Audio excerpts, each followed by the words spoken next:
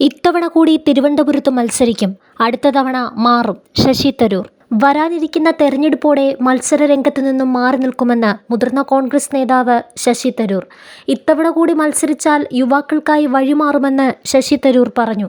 കോൺഗ്രസ് നേതൃത്വത്തിൽ യുവാക്കൾക്ക് അവസരം നൽകണമെന്നാണ് തന്റെ നിലപാടെന്ന് നേരത്തെയും തരൂർ വ്യക്തമാക്കിയിരുന്നു. MDയുടെ പരാമർശത്തിലെ ഒരാൾ ഡൽഹിയിലും മറ്റൊരാൾ കേരളത്തിലുമാണ്. രാഷ്ട്രീയത്തിലെ ഭക്തി അപകടകരമെന്ന് അംബേദ്കർ പറഞ്ഞിട്ടുണ്ട്. MDയുടേത് അംബേദ്കറുടെ അതേ ചിന്തയാണെന്ന് തരൂർ അഭിപ്രായപ്പെട്ടു. ഒരു രാഷ്ട്രീയ നേതാവിനോട് ഇങ്ങനെ ഭക്തി കാണിച്ചാൽ എങ്ങനെയാണ് അഭിപ്രായ വ്യത്യാസങ്ങൾ പ്രകടിപ്പിക്കാൻ കഴിയുക? ഒരു രാഷ്ട്രീയ നേതാവിനെ ദൈവത്തെ പോലെ കണ്ടാൽ രാജ്യം വഴിതെറ്റും. 20 വർഷം മുമ്പത്തെ ലേഖനം MD ഇപ്പോൾ പ്രസംഗിച്ചാൽ അതിനിപ്പോഴും പ്രസക്തി ഉണ്ടെന്ന് മനസ്സിലാക്കാം. കോൺഗ്രസിന്റെ ഇപ്പോഴത്തെ ശ്രദ്ധ ഭാരത് ന്യായ് യാത്രയിലാണ്. ചർച്ച നടക്കട്ടെ, തീരുമാനം വരട്ടെ. അതുവരെ വിവാദങ്ങൾ ഉണ്ടാക്കാൻ ഒരു താല്പര്യവുമില്ലെന്ന് ശശി തരൂർ വ്യക്തമാക്കി. തരൂരിനെ തിരുവനന്തപുരത്തു നിന്നും തോൽപ്പിക്കാൻ ആർക്കും കഴിയില്ലെന്ന് കഴിഞ്ഞ ദിവസം മുതിർന്ന BJP നേതാവ് O രാജഗോപാൽ പ്രസംഗിച്ചിരുന്നു.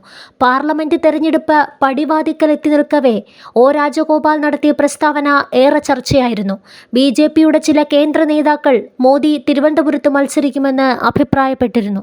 എന്നാൽ തിരുവനന്തപുരത്ത് മോദി വന്ന് മത്സരിച്ചാലും തന്നെ തോൽപ്പിക്കാനാകില്ലെന്ന് ശശി തരൂർ നേരത്തെ തന്നെ അഭിപ്രായപ്പെട്ടിരുന്നു. തിരുവനന്തപുരത്ത് മത്സരിക്കണോ എന്ന കാര്യം പാർട്ടിയാണ് തീരുമാനിക്കേണ്ടത്. ഞാൻ തയ്യാറാണ്. പാർട്ടി ആവശ്യപ്പെട്ടാൽ ഞാൻ മത്സരിക്കുമെന്നും തരൂർ പറഞ്ഞു. എതിരാളി നരേന്ദ്രമോദി ആയാലും പ്രശ്നമില്ല. ഞാൻ ചെയ്ത സേവനങ്ങൾ ജനങ്ങൾ കണ്ടിട്ടുണ്ട്.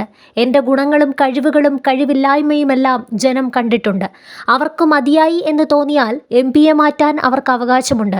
രാഷ്ട്രീയത്തിൽ വരുമ്പോൾ വിദേശകാര്യമന്ത്രിയാവുക എന്നത് ആഗ്രഹമായിരുന്നു. ഇനി അത് ജനങ്ങളുടെ കയ്യിലാണ്. പാർട്ടി ആവശ്യപ്പെട്ടാൽ 4ാമത്തെ തവണ, അവസാനത്തെ തവണയായിരിക്കും MP ആവുകയെന്നും അദ്ദേഹം പറഞ്ഞു. ഇപ്പോഴത്തെ സ്ഥിതിയിൽ ഫോക്കസ് ലോക്സഭയിലാണ്. അതിനുശേഷം ആ സമയത്തെ രാഷ്ട്രീയ സാഹചര്യത്തിൽ നിയമസഭയിലേക്ക് മത്സരിക്കുന്നത് നോക്കാമെന്നും തരൂർ വ്യക്തമാക്കി.